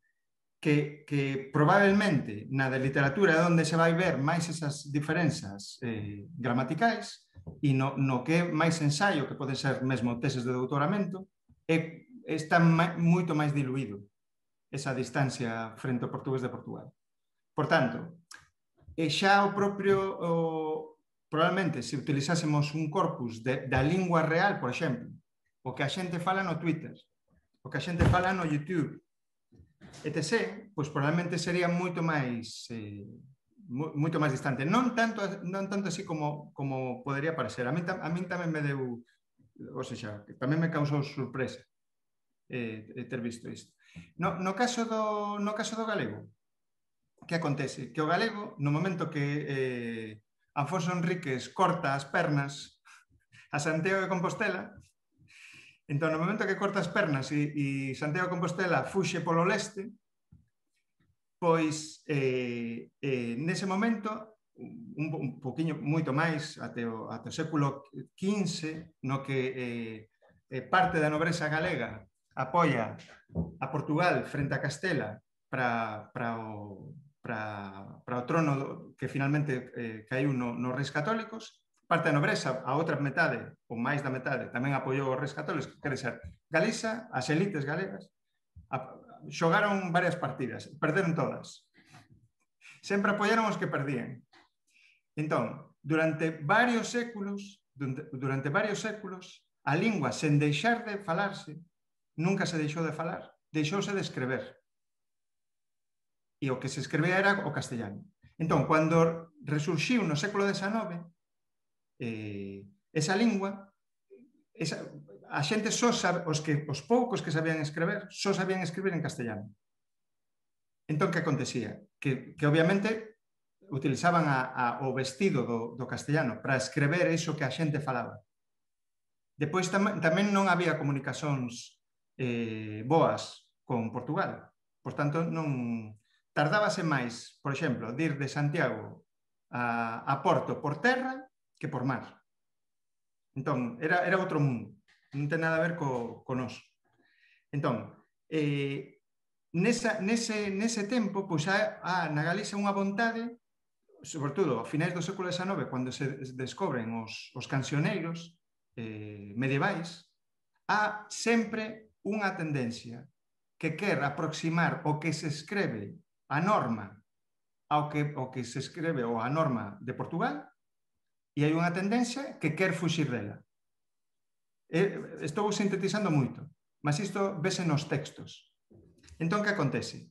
Que eu o que fixen foi medir como era esa distancia e que influencia tiña a ortografía nesa distancia. Quer dizer, a forma de escrever influe nesa distancia. Quer dizer, nós escribimos Carballo na escola, como aprendemos, con B e con duplo L, e en Portugal é con V e con LH. Mas a palabra é a mesma. Entón, pois eu fixen ese método con eses cálculos, e o que vimos foi que desde o século XX o galego vai converxendo quer co portugués, quer co castellano, e xa no finés do século XX, cando xa eu probablemente sexa a cuarta xeración, bueno, o cuarto ano de xente que aprendemos galego na escola. Isto é importante, imaginen, é unha pregunta absurda en Portugal. Como aprender portugués? Pois xa falamos. Entón, alén diso, aprenden na escola, a escrevelo, a aprender retórica, etc. Entón, pois en finés do século XX, cando o galego é escrito con moitos, simplificando, con ñ e con duplo L, está máis próximo, lixeiramente máis próximo do castellano. Mas cando escreve nin sequer con NH e LH, senón con unha ortografía común, artificial, entre portugués, castellano e galego, aproxímase máis ao portugués. Quer dizer, há unha tendencia galega de que a norma vaya converxendo co portugués. Histórica. Cousa que non acontecía no século XIX. Porque aí, e iso é unha cousa interesante en relación ao que tú preguntas, porque o que se falaba, o que a xente escribía no século XIX era moito próximo ao que cada un falaba na súa zona. É como en Portugal, se agora alguén de Trás-os-Montes, alguén de Mértola, alguén de Lisboa, alguén de... Bom, agora xa non, porque agora xa está moito uniformizado. Mas há un século, ou 2 séculos, pois a xente escrevese tal como falan na súa aldea. Entón, e sabe escrever en inglés. Como escrevería ese portugués? Pois serían diferentes. Entón, a distancia é máis grande. Era un pouco iso. Queres fazer alguma pergunta? E a pregunta é, ti, por exemplo, no libro, há unha cousa para mí moito interesante que bueno, non dá para ver aí, pero un pouquiño. Quer dizer, tú convertes as linguas en pirámides, o cual é moito interesante, en plan Egipto, e convertes as linguas en pirámides e dis que no caso da Galicia e Portugal están próximas á base, non? Quer dizer, a lingua popular, o que a xente fala, non é? No entanto, no caso do Brasil, falas máis, de que as linguas están máis unidas polos vértices. Quer dizer, polo que a xente escreve. Non é? Exatamente, sim. Vale. Entón, a miña pregunta é, primeiro, como é posible iso? Quer dizer, como é posible que Brasil, sendo ex-colonia portuguesa, poda estar máis perto do que a xente escreve, do que a xente fala, e Galicia e Portugal, que levan históricamente máis tempos separados que xuntos, estexan máis unidos polo popular e non polo... Sim, eu estou a perceber. Eu posso dar a minha explicação, mas só para vos dizer que o Fernando, penso que teve ali um problema, mas ele em princípio volta rapidamente. Depois também queria saber se tinhas alguma pergunta para o Fernando, antes de passarmos depois então para as perguntas das pessoas, porque já estamos aqui a conversar há muito tempo e queria também ouvir mais perguntas, mas só para dizer que o fenómeno poderá ter várias explicações. Uma delas é, entre Portugal e Galiza, quando Portugal se criou, estamos a falar de uma das fronteiras mais antigas do mundo, não é? A fronteira portuguesa é muito, muito antiga. Então, quando estamos a falar da fronteira entre Portugal e a Galiza, estamos a falar de uma fronteira, de facto, muito antiga no quadro dos países europeus. Eu acho muito curioso que, de facto, uma das fronteiras mais antigas do mundo, a fronteira que está aqui a norte de Portugal, linguisticamente, só tenha começado a separar, de facto, e de forma radical não, mas de forma bastante profunda, os dois lados nos últimos 40 anos, precisamente porque há um cada vez maior uso do castelhano na Galiza e há também uma maior uniformização. A situação antes destes 40 anos é de uma continuidade, ou seja, não há, digamos, o que se fala do lado de cá da fronteira era bastante parecido com o que se falava a norte, e depois gradualmente ia-se afastando até chegarmos à zona de Lisboa, onde tínhamos onde tínhamos e temos um sotaque, por exemplo, bastante distinto daquele que se fala, daquele do Minho e do galego. Ou seja, há como que uma continuidade que ignora a fronteira. A fronteira, linguisticamente, existia, claro, mas existia acima de tudo na escrita e naquilo que era ensinado nas escolas. Como estávamos perante uma população que não ia à escola, até há 100 anos não ia à escola, uma população que não escrevia, se olhássemos apenas para a oralidade, o que tínhamos era essa continuidade. Portanto, não víamos essa diferença marcada. No caso do Brasil, o que temos e por isso o que é que nós temos o resultado? As normas afastaram-se, porque a norma do galego foi criada, como tu disseste, com base naquilo que se sabia do castelhano, com base na ortografia castelhana e em certas opções castelhanas. A norma portuguesa foi criada com base nas opções mais a sul, e por isso as normas afastaram-se, mas popularmente, se olharmos para aquilo que se usava a norte e a sul do Minho, víamos os mesmos termos, as mesmas construções, que só gradualmente, ao chegarmos a sul, é que se afastavam um pouco mais. No Brasil, o que é que nós temos? Temos processos muito diferentes e que eu tento descrever no livro, que são muito pouco conhecidos em Portugal. São conhecidos, mas em geral não muito divulgados. Um processo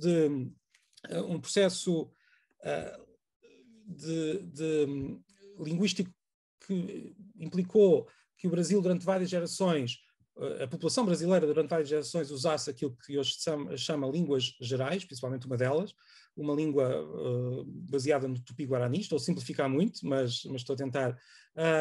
Depois, com o Marquês de Pombal, o português é imposto como língua nacional do Brasil. Nacional não será o bom termo, porque o Brasil não era ainda um país independente, mas pronto, como língua de Estado do Brasil, e a partir daí o português passou a ser a norma. O que é que acontece? Na prática, nos usos habituais, há uma grande influência dessa língua anterior, há uma grande influência das línguas africanas, há uma grande influência de uma série de processos que afastaram o uso real da língua daquele que nós temos cá em Portugal, um processo que também se deu em Portugal, claro. Nós também nos afastámos daquilo que se falava há 400 anos, e por isso, quando nós vamos olhar para os usos informais, para os usos da rua, se quisermos, do português do Brasil e do português de Portugal, temos uma distância muito, diria eu, assim, de repente, muito superior àquilo que vemos nos usos informais de Valença, do Minho e de Tui, há 40 anos. Mas a norma brasileira, continuou a ser do português. A norma acabou por assumir algumas diferenças, tem diferenças sintáticas, como o Fernando estava a descrever, tem diferenças vocabulares que todos nós conhecemos, tem diferenças, mas apesar de tudo, na norma, nós ainda estamos muito próximos, ou seja, as tais pirâmides cá em cima, na parte superior da pirâmide, não são iguais, não são a mesma coisa, nem têm de ser, mas estão próximas. Quando nos afastamos e vamos até aos usos populares, estamos mais longe dos brasileiros do que estaríamos noutra situação, enquanto na Galiza é precisamente o contrário. Nós, nos usos populares, principalmente no norte de Portugal e na Galiza, estamos próximos, mas as normas afastaram-se bastante por processos históricos. Essa é a explicação que eu tento dar no livro. Mas, claro, estes processos são muito difíceis de descrever, são muito complexos. Nós temos coisas como a criação de crioulos, que levou à criação de novas línguas noutros pontos, que não aconteceu no Brasil, mas digamos que os primeiros passos começaram. E por isso, e digamos que houve ali algum processo daquilo que alguns especialistas chamam de criolização, que depois foi revertido e o português tornou-se a língua, mas temos ainda alguns desses processos ali presentes. Agora, são tudo processos que nos ultrapassam enquanto indivíduos e estão muito longe daquela visão e aqui estamos a voltar um pouco atrás, aquela visão que por vezes temos de que há uma decadência aqui, ou que há uma... Enfim, são simplesmente processos que resultam da história dos vários povos e do uso das línguas e que não são... Agora, não há decadência no uso no sentido da qualidade da língua, mas há, como tu dizes muito bem, há a possibilidade de uma língua desaparecer. Isso pode acontecer. Ou seja, uma língua não se torna, na oralidade, na escrita é uma coisa. Na escrita, a língua pode ser mais bem usada ou mais mal usada, podemos ter uma sociedade com mais analfabetos ou menos, e isso, na minha visão, uma sociedade com mais analfabetos é pior, como é que eu ia dizer, funciona pior do que uma sociedade com menos analfabetos. Na escrita podemos falar de diferenças qualitativas. Na oralidade, como eu digo no livro, o nosso cérebro é bastante semelhante em todo o mundo e por isso nós usamos quase sempre ao máximo, com diferenças individuais, as competências linguísticas que temos na conversa do dia-a-dia. Não estou a falar também do uso formal. Na oralidade não me parece possível dizer que uma língua de repente se tornou pior, no sentido em que agora funciona pior. Agora, no que toca ao número de falantes, é claro que uma língua que está a ser cada vez menos falada está numa situação pior do que uma língua que está a ser cada vez mais falada. E o galego, e uma das grandes perguntas, o Fernando, infelizmente, houve aqui, não sei se o Fernando está aí, está ali, peço desculpa. Fernando, só para eu pôr aqui.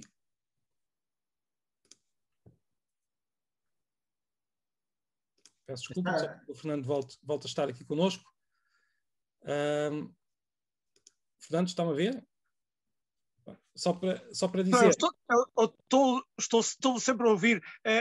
Só estive 4 ou 5 minutos sem contacto. Eu já vou então tentar pôr outra vez para o destaque, mas só para dizer que a grande questão, e é uma questão que nós podíamos agora também estar aqui a noite toda a falar em relação ao galego, é porque há galegos que querem aproximar do português, que são os reintegracionistas e que consideram que seriam variantes da mesma língua, e outros que consideram que são duas línguas separadas, mas para os portugueses, eu digo isso, não sei se já, confesso que neste livro não sei se digo, mas para os portugueses a questão não é assim tão diferente. O que eu quero dizer com isto é, o galego é quase sempre ignorado em Portugal. Nós não falamos muito do galego, nós não usamos, nós não é algo que esteja presente como tanto o Fernando sabe, como o José também sabe. Não temos nenhuma antipatia especial pelos galegos, antes pelo contrário, se há alguma coisa é simpatia, mas não damos muita atenção. Mas a verdade é que para os portugueses o que é que nós temos? Se considerarmos que o galego é uma variante da nossa língua, que não é uma posição muito normal em Portugal, não é muito habitual, mas estamos perante um uso cada vez menor dessa variante num território que é a Galiza, que está a ser, portanto o galego é cada vez menos usado. Se nós considerarmos que o galego não é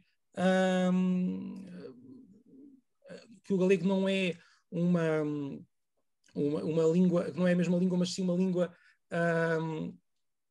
outra língua, não deixa de ser a língua mais próxima que nós temos no mundo. E sendo a língua mais próxima, nós também nos devíamos preocupar um pouco mais com o seu estado, e o estado não é o estado do galego, eu acho que é preocupante. E eu acho que a maior parte dos galegos considerarão, pelo menos os que se interessam pela língua, porque está a ser cada vez menos falado. Pronto, eu não sei se respondi, eu queria que agora, se calhar, o Fernando ou o José fizessem uma pergunta um ao outro. Fernando, muito rápido. Sim. Muito rápido. Para Fernando, a ver, tiña dúas, entón, a ver, sí, a ver, que teño unha, Fernando, sobre o castellano e outra sobre o Brasil, non sei qual preferes. Sobre o castellano. Sobre o castellano, vale. Entón, gostaría que explicases o papel que o castellano desempeñou históricamente, e penso que tamén desempeña, no distanciamento entre o galego e o portugués.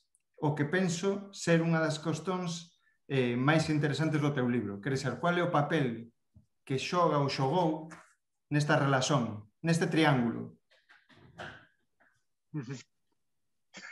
O mais interessante para dizer a esse respeito é que os castelhanos não tiveram nada a ver com a questão.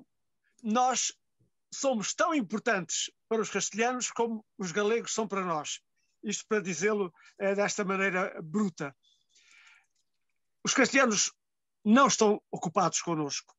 O facto é que os portugueses acharam que a língua vizinha era uma língua que valia a pena, bem feita, bem estruturada, bem compreensível, sem muitas exceções, e deste modo, imensamente atraente. Além disso, Toledo era uma cidade imensamente atraente, e eu, como digo no livro, era lá que as senhoras se iam vestir e os cavalheiros se iam mostrar com as suas plumas e as suas coisas todas. Portanto, é um processo a partir de Portugal, é a partir do português. E acontece que durante 200 ou 300 anos, o castelhano foi realmente a língua teto, portanto, a língua onde se iam buscar as palavras que não existiam. Exatamente o mesmo processo que se dá depois no galego com o castelhano. E, portanto, este processo é antigo.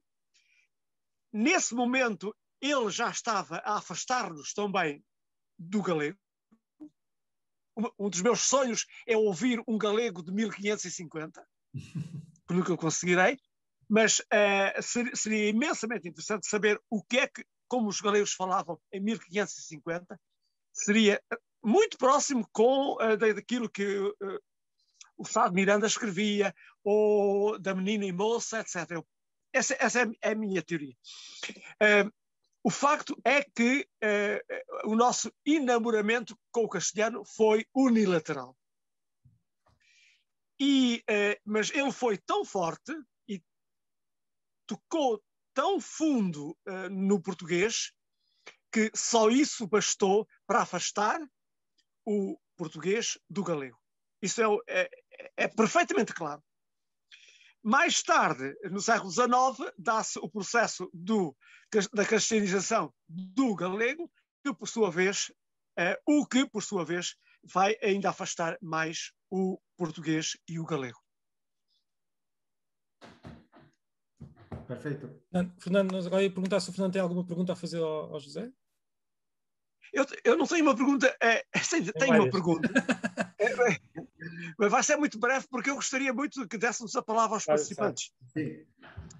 E é se há possibilidades de prever se esses cálculos, que são interessantíssimos e que são realmente muito complexos, mas que são também históricos, se permitem algum tipo de aceitável, digamos, útil de previsão. Em que sentido essa previsão? No futuro, assim como se vê que o brasileiro e o português se vão afastando, por pouco que seja, se haveria outro tipo de previsões que pudessem ser feitas. É interessante, muito interessante. Como está baseado en Córpora, pois é bastante complicado facer previsións, a verdade. Sí, é unha boa pregunta. Fica para Nós, de qualquer forma, eu penso que para isto outra será útil também até para análises no âmbito da tradução, que me interessa particularmente, mas isso depois nós falamos. Mas, assim, não sei se querem fazer mais alguma pergunta. Eu tenho aqui já algumas perguntas escritas e depois queria abrir o debate. É melhor não. Mas então eu vou só aqui correr, acho que não me vou esquecer de nenhuma, só rapidamente, vou tentar ser muito rápido para que nós depois podemos abrir para que várias pessoas possam falar, porque já estamos numa hora bastante para lá daquilo que, mas quer dizer, foi um erro de previsão, porque era normal que a conversar nós não conseguíssemos demorar apenas uma hora, mas só então para responder de que modo poderá este livro contribuir para a aprendizagem do português por alunos de 7º e 8º, essa é uma pergunta que presumo que seja para mim.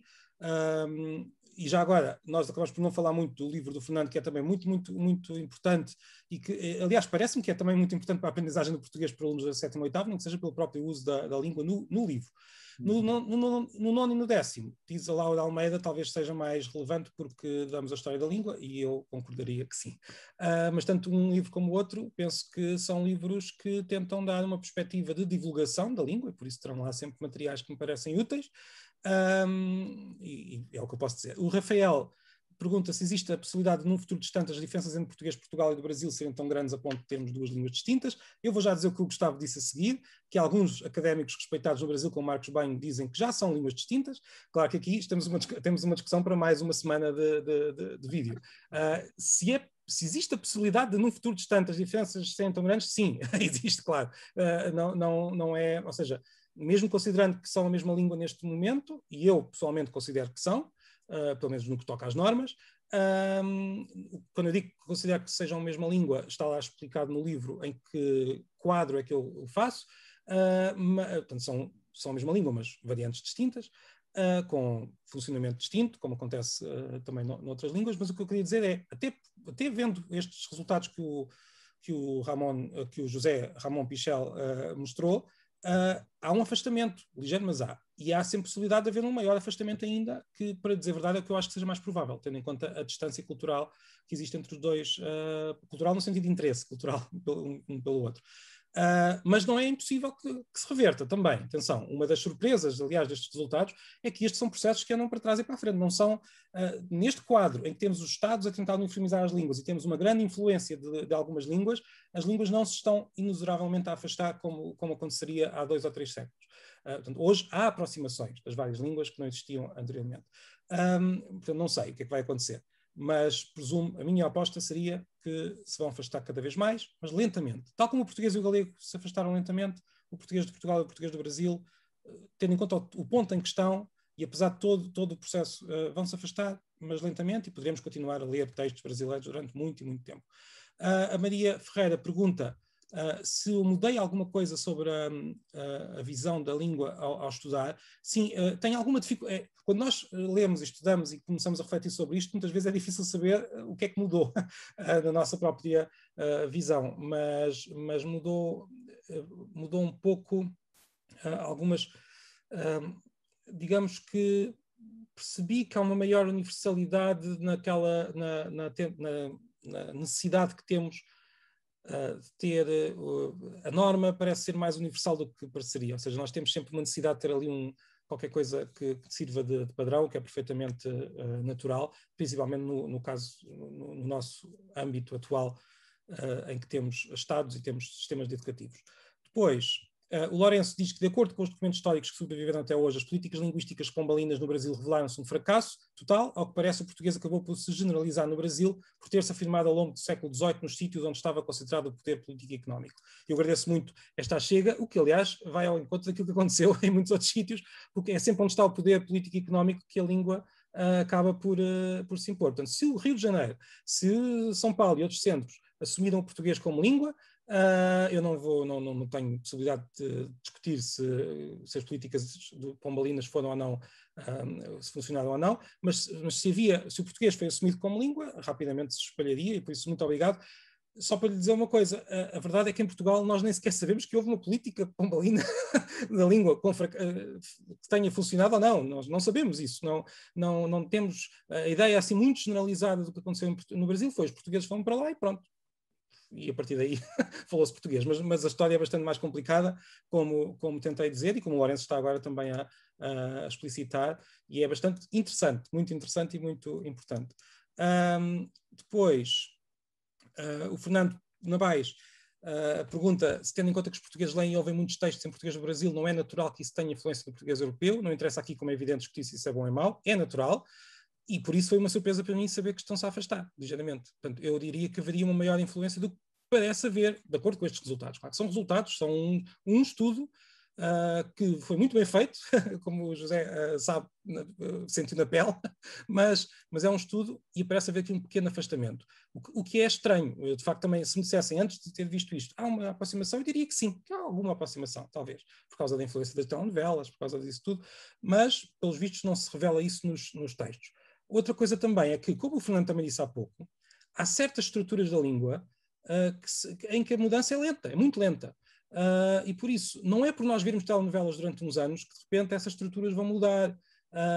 Por outro lado, de repente aparece uma palavra que ganha fogo, como podíamos dizer, e de repente no vocabulário sim, nós conseguimos ver influências mais rápidas, tanto do português de Portugal, tanto de um lado para o outro, como até de outras línguas, como sabemos, do castelhano e do inglês.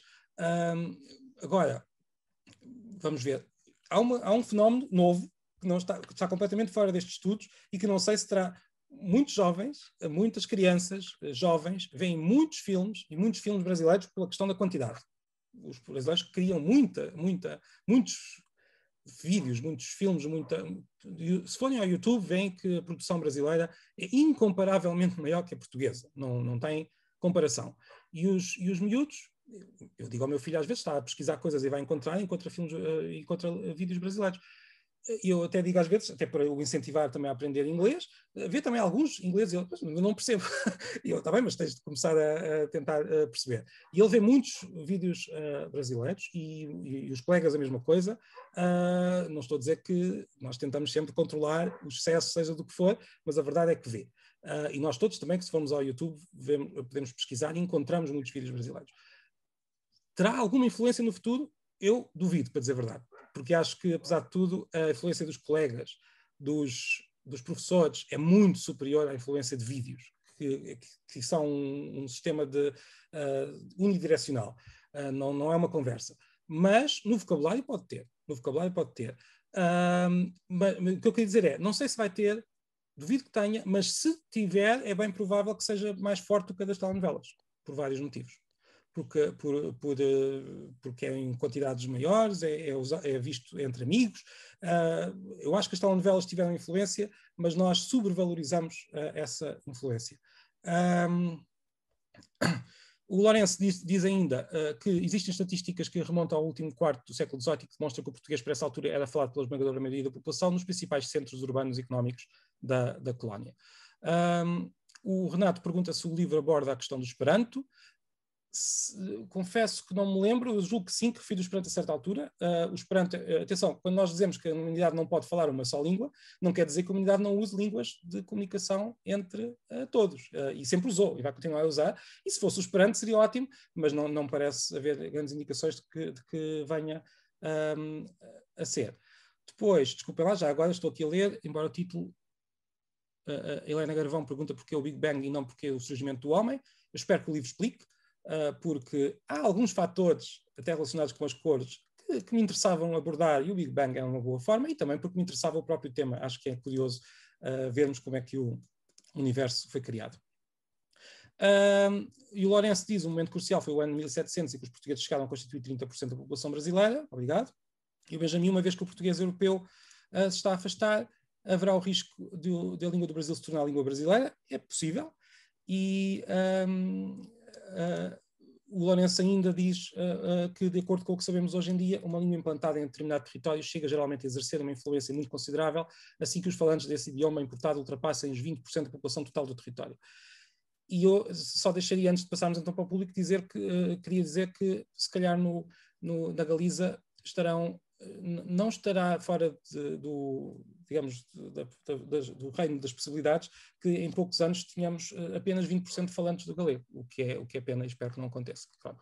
Agora, queria perguntar se alguém quer pôr a mão no ar, a mão virtual no ar, para falar e para perguntar alguma coisa ao vivo. E desculpem lá estas respostas tão rápidas, mas era só para podermos passar. Temos o Fernando Ruivo, que eu pedi ao Bernardo ajuda, mas se for mais ou menos, como é que eu ia dizer, ordeiro, eu penso que consigo dar conta do recado. Portanto, Fernando, Ruivo, não estou a ouvi-lo. Muito boa noite. Boa noite. É só fazer um pequenino comentário, mais do que uma pergunta. Obrigado por livro que escreve, sigo há algum tempo, não é assim há tanto tempo como isso, também é o seu colega que escreveu sobre a história da língua de Portugal. Português, este livro de capa vermelha que comprei no Natal, que adorei, mas é só fazer uma pequena reflexão. Relativamente ao Big Bang, o problema não é a tradução, porque Big Bang é um conceito, que é como tudo começou. E é como tudo começou.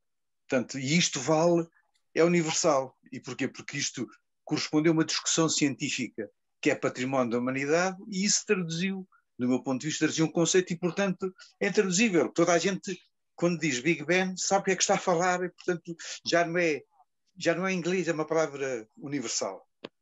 E as línguas, que é uma das coisas que me seduz na linguagem, é porque elas exprimem, penso eu não sou linguista, a minha formação é Direito, mas sou apaixonado pela história, tenho essa vertente, e as línguas é uma das componentes.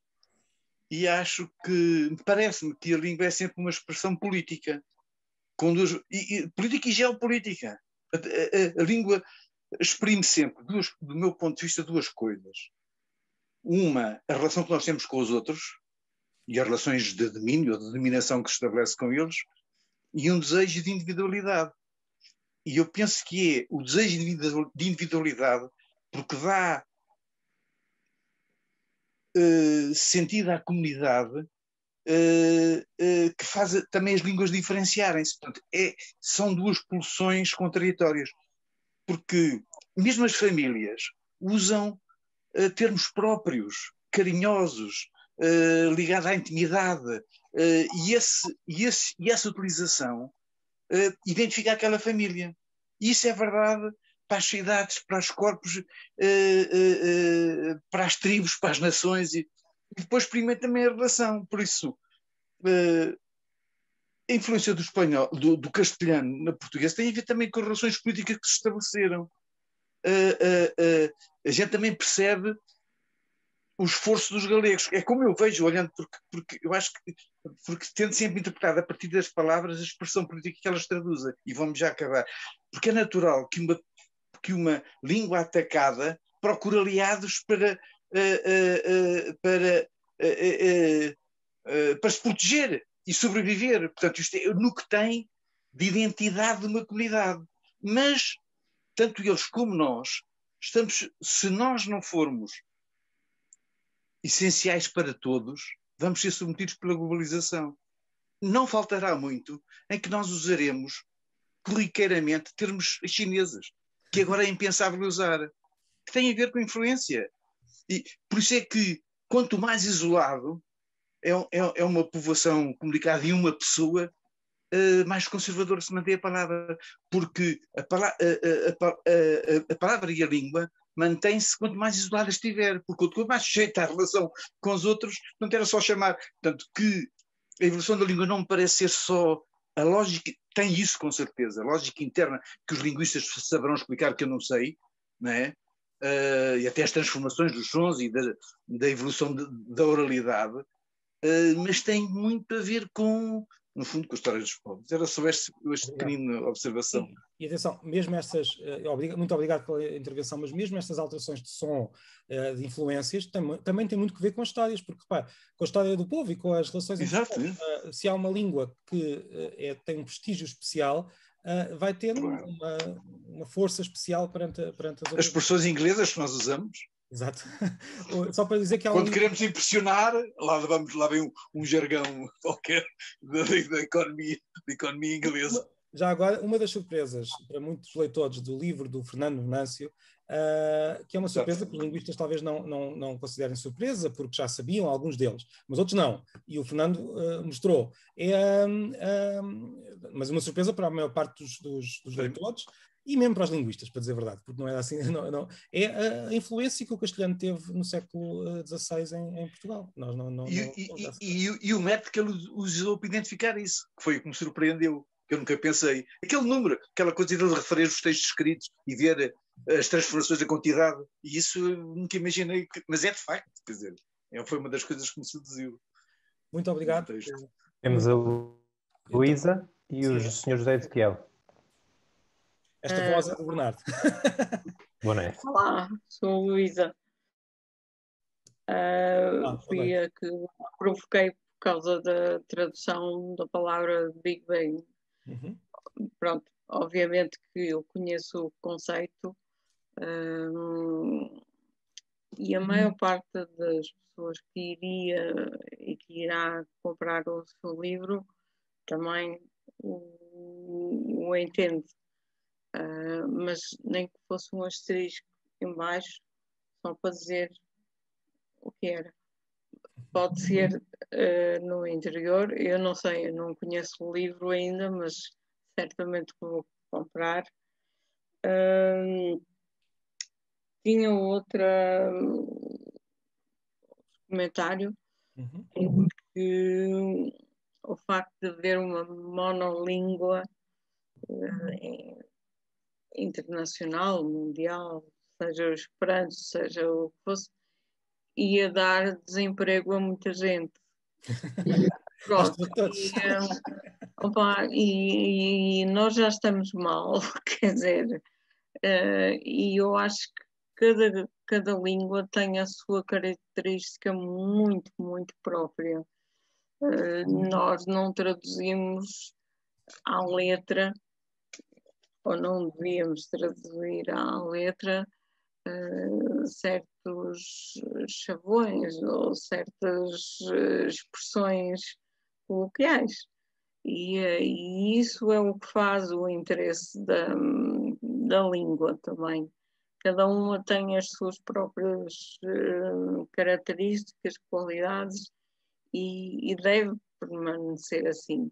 Eu, como tradutora, faço mentalmente um jogo como se fosse um puzzle, que é, eu tenho X palavras, em vez de letras, tenho X palavras e vou transformá-las de uma forma para outra, de maneira a que faça sentido, obviamente, não é?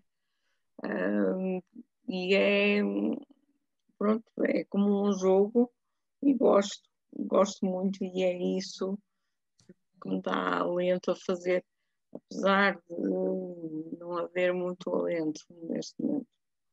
Mas pronto, em termos só de brasileiro e de português, eu acho que cada vez menos iremos ter a influência do brasileiro, isto porque já não há tantas novelas e essas coisas, e não é uma questão de não é quem manda mais, entre aspas, mas nós somos 10 milhões e eles são 100 milhões. Pronto. 220 milhões. 220 milhões. Ok. Ou seja, a nossa quantidade, entre aspas, é um bocadinho mais pequenina. Pronto. Mas acho que devemos continuar a manter a nossa língua, a nossa cultura. Nada de trocar o facto pelo fato, e não vamos entrar em mais... Isto não vai acontecer nunca. Não tenha esse tipo de receios, porque eles não têm sentido. Nós nunca diremos facto, eles nunca dirão facto. Não tenha esse tipo de receios, de medos. São fantasmas. Mas o problema, para mim, quer dizer, a esta altura do campeonato, eu escrevo de acordo com o antigo acordo ortográfico. O meu problema é que os novos, e quando digo novos, 18, 20 e tal, sejam obrigados a escrever com a nova ortografia. Mas sim, isso... Nós não íamos falar sobre o acordo ortográfico. Mas isso não é tabu. E eu acho muito bem. Isso não é artigo, não é assunto para aqui. Pronto. Devemos ter uma conversa destas sobre o acordo, se quiserem. Será uma conversa animadíssima, tenho a certeza, mas falemos depois. Não sei... Eu José Ezequiel. Sim. Obrigado, Luísa.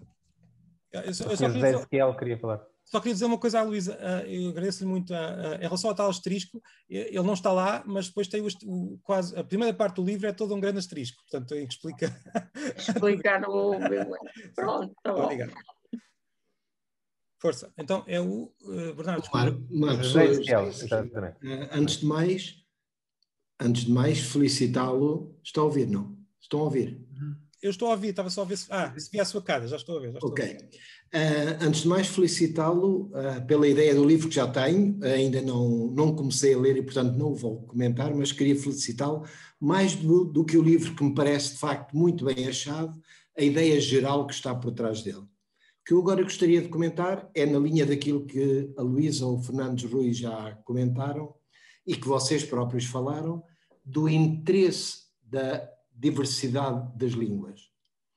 É de facto algo que todos nós devemos fazer, é por manter a nossa própria língua. Compreendo como o José se sente na Galiza, porque, embora eu esteja de acordo e sou favorável à teoria de vasos comunicantes que há entre as várias línguas, porque só assim é que as línguas se enriquecem, mas sem que haja um domínio ou uma aculturação. Porque uma língua não é só um objeto de comunicação. Uma língua faz parte daquilo que é um povo, faz parte da cultura de um povo. Eu lembro-me, ao falar disso, eu já andei indeciso entre uma situação e outra, mas eu lembro, na minha juventude, eu cavalguei a ideia do Esperanto. A ideia do Esperanto, na altura, não era nada mais, nada menos que era alguém... Era tida como uma teoria de podermos todos comunicar uns com os outros. Isso seria muito bonito, seria muito fácil. Infelizmente, isso está subrepticiamente a acontecer-nos com a história do inglês. Qualquer dia toda a gente fala, apesar de mal ou bem, mas toda a gente fala inglês. E eu espero que o inglês não venha subrepticiamente fazer aquilo que era a ideia do Esperanto, porque depois começa de facto a haver uma aculturação e qualquer dia cada país tem a sua língua submetida à língua de comunicação, que será o inglês ou uma outra qualquer queira aparecer. Portanto, na minha opinião, de facto, é importante que haja diversidade. A história há bocado de Cabo Verde falavam sobre a questão das variantes africanas, são importantíssimas. A nossa língua era mais pobre se não tivéssemos influência das línguas de África. Era mais pobre se não tivéssemos influência do Brasil e vice-versa. Portanto, é importante que há uma norma, mas nada, quanto a mim, nada deve impedir que essa norma não possa ser, em cada outra zona, enriquecida com vocábulos próprios, porque temos isso em Portugal. Temos isso em Portugal. No Porto usam termos que nós não usamos em Lisboa. Porque é que somos obrigados a dizer, seríamos obrigados a dizer em Lisboa picheleiro, ou eles no Porto a dizerem canalizador? Ainda há dias vi isso escrito, não sei se foi o Marco que falou nisso, ou alguém dizia precisamente isto como exemplo. Portanto, é importante que cada língua tenha a sua identidade própria, embora possa ser enriquecida pelas influências das outras línguas. Quantas palavras nós teríamos que inventar se não tivessem estado aqui os árabes? Usamos muitas palavras porque os árabes estiveram aqui. Se eles não tivessem cá estado, nós tínhamos que estar a inventar palavras para... Portanto, é importante as influências, é muito interessante, mas temos que não deixar de ser nós próprios, porque faz parte da nossa identidade como povo. Era isso que eu queria dizer. Obrigado. Muito obrigado, José. Marco, podo dizer unha cousa? Sim. Por acaso, os picheleiros, como decimos cá, como se coñecen os habitantes de Santiago de Compostela. Ou seja, eu, para além de ter o apelido Pichel, também é picheleiro. Picheleiro. Pronto. Muito bem, obrigado. Tínhamos Sinal que tem emprego. Muito obrigado. O Lourenço partilhou aqui um vídeo também sobre o percurso recente de um linguista brasileiro sobre a trajetória do português no Brasil. Fica aqui também o convite. Não vamos vê-lo agora, mas vou vê-lo logo a seguir. E vou ainda perguntar se há mais alguém que queira intervir. Eu penso que havia mais uma pessoa inscrita. Eu ia só perguntar se há hipótese de nós termos a gravação. Sim, eu vou enviar a gravação. Sim. Houve uma falha minha, porque no início estava tão preocupado com a entrada que só comecei a gravar quando o Fernando começou a falar. Portanto, os meus agradecimentos desapareceram, mas pronto, ficam dados, depois eu darei ao vivo. Pronto, não há problema. desde o momento que eu comecei a falar é que eu queria saber. Pronto. Está bem. Ok. Estou a brincar. Estou a brincar. Obrigado. Mais alguém quer intervir? Eu não apontei mais ninguém, acho que não havia mais ninguém. Não havia Maria José Batista, diz aqui, e será Maria José Batista está por aí? Será a influência do Brasil ou de África, que também influenciou, eu não sei em que sequência é que vem a pergunta, para dizer a verdade, se é da influência do Brasil ou de África, que também influenciou o idioma do Brasil e agora poderá influenciar Portugal. Só para dizer que sim, a África tem uma importância grande no desenvolvimento do português do Brasil. E, olha, se calhar convido todos a verem depois o tal vídeo que o Lourenço partilhou, que certamente irá discutir essa questão também, e é muito interessante. Também terá cá em Portugal, mas é menor, mas sim, mas há palavras africanas que temos cá em Portugal, e assim, eu como está escrito no livro, parece um pouco estranho que haja portugueses que ficam horrorizados por terem palavras africanas ou brasileiras em Portugal, que são num número muito reduzido mesmo, comparado com outras línguas. Esse horror parece-me estranho, tendo em conta que esses povos, quer dizer, se nós não nos horrorizamos com o facto da nossa língua ter ido para lá, porque é que nos haveríamos de horrorizar por haver palavras que voltam para cá? Não sei se mais alguém quer fazer alguma pergunta. Enquanto fazemos só este compasso, já temos uma sessão que vai para 2 horas. Agradeço muito a paciência de todos os que estão aqui. Eu queria ainda dizer que vamos enviar a gravação para todos os que participaram e todos os que se inscreveram. E queria também perguntar, a conversa foi possível, acho que discutimos alguns pontos, mas claro que estes pontos cada um deles daria para muitas conversas, não é? O José e o Fernando, certeza que concordam, mas gostava de vos agradecer este interesse e dizer também, claro, faz parte que o livro, que este meu livro em particular, que é esse que estamos a falar hoje por ser o seu lançamento, está à venda, e se alguém tiver interesse em receber em comprar, se não o comprou ainda, a editora tem uma oferta especial só para o lançamento, que implica basicamente que vai ser um livro autografado por mim e com outro livro de oferta, além do desconto que a editora costuma fazer. Agradeço-vos muito, Fernando. José. Sim, diga. Qual é o contacto para nós termos esse Eu acabei de partilhar o link, mas depois, se quiser... Mas eu vou enviar também na mensagem, se não se importarem, quando eu enviar a gravação, eu envio também esse link e por isso poderão ter acesso nesse momento. Agradeço-vos muito, para mim foi muito bom conversar convosco, o Fernando e o José. É uma conversa que espero que até seja a primeira de muitas e espero que tenhamos depois outras oportunidades para conversar sobre estes e outros temas, e agradeço a todos os que estiveram aqui nestas 2 horas. E pronto, e agora desculpem fazer este papel, mas que também tem de ser feito. Leiam este livro e outros, o do Fernando, e leiam também a tese do José, que está disponível. O do Fernando e o meu não estão disponíveis online, quer dizer, estão disponíveis em versão eletrónica para quem quiser, mas não estão disponíveis gratuitamente. A tese do José está.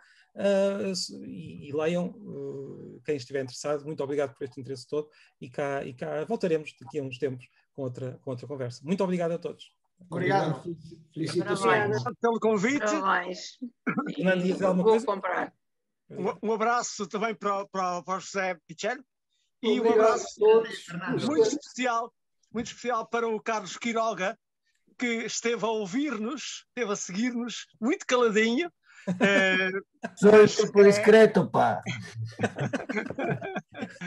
Mas é uma das pessoas mais interessantes para nós, e que já se ocupou muito de nós.